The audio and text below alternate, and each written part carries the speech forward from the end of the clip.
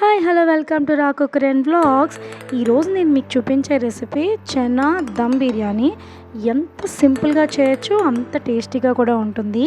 దానికోసం నేను ముందు రోజే ఒక కప్పుడు శనగలు నానబెట్టుకున్నాను. దీనికోసం కాబూలీ శనగలు మాత్రమే వాడాలి, టేస్ట్ చాలా బాగుంటుంది. నానబెట్టుకున్న శనగల్ని 4 విజిల్స్ వచ్చేదాకా ఉడికించుకుని డ్రైన్ చేసి పక్కన పెట్టుకున్నాను. తర్వాత ఒక పెద్ద గిన్నెలో 9 నుండి 10 కప్పుల నీళ్లు పోసుకొని దాంట్లో బిర్యానీ ఆకు, లవంగాలు, ఇలాచి, దాచిన చెక్క, సాల్ట్, తర్వాత నూనె వేసుకొని అది మంచిగా బాయిల్ అయ్యేదాకా పెట్టుకున్నాను. తర్వాత నేను ముందుగానే గంట ముందు చక్కగా నానబెట్టుకొని పక్కన పెట్టుకున్న ఇలా బాస్మతి రైస్ అనేది దీంట్లో వేసేసుకుని 80% దాకా మాత్రమే కుక్ చేసుకోవాలి. కంప్లీట్గా బాస్మతి రైస్ కుక్ అయ్యేదాకా అయితే చేయకూడదు, ఎందుకంటే మనం ఆల్రెడీ దమ్ బిర్యానీ అన్నాం కాబట్టి దాన్ని ఇంకొకసారి ఉడికిస్తాం కాబట్టి.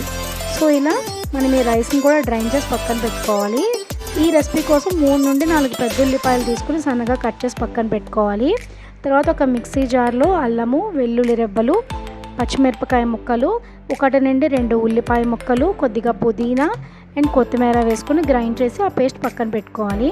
ప్రాసెస్లోకి వెళ్తే ఒక అడుగు మందంగా ఉన్న పాత్ర మాత్రమే దీనికి వాడాలి, ఎందుకంటే దమ్ పెట్టేటప్పుడు మాడిపోకుండా. దమ్ బిర్యానీ అంటే కష్టం అనుకుంటారు, కానీ ఒక్కసారి ఇది ట్రై చేసి చూడండి, మీకే అర్థం అవుతుంది. ఇది సింప్లెస్ట్ దమ్ బిర్యానీ. ఇప్పుడు మనం దానిలో కొద్దిగా నూనె, 1 స్పూన్ నెయ్యి, ఇంకొక స్పూన్ వేసుకొని దాంట్లోనే ఇలాచి, లవంగాలు, ధనియాకు అన్నీ వేసుకొని వాటిని ఒక్కసారి వేయించుకున్న తర్వాత సన్నగా తరిగి పెట్టుకున్న ఉల్లిపాయలు వేసుకొని 2 మినిట్స్ నేను ఇలా వేయించుకున్నాను. తర్వాత మనం గ్రైండ్ చేసి పెట్టుకున్న మిక్చర్ ఏదైతే ఉందో దాన్ని కూడా వేసేసుకున్నాను. తర్వాత పులుపు కోసమని నేను ఒక 2 టమాటాలు మాత్రమే ఇక్కడ వాడుతున్నాను. మీ పులుపు ఇష్టాన్ని బట్టి మీరు ఇంకొక టమాటా వేసుకున్నా బాగుంటుంది. తర్వాత దీంట్లోనే కొద్దిగా ఉప్పు, కారం కూడా వేసేసుకుని ఉడకపెట్టుకుని పక్కన పెట్టుకున్న శనగలను కూడా ఇందులో వేసేసుకుని బాగా కలిపేసుకుని నేను దీన్ని కుక్ చేసుకుంటున్నాను అన్నమాట.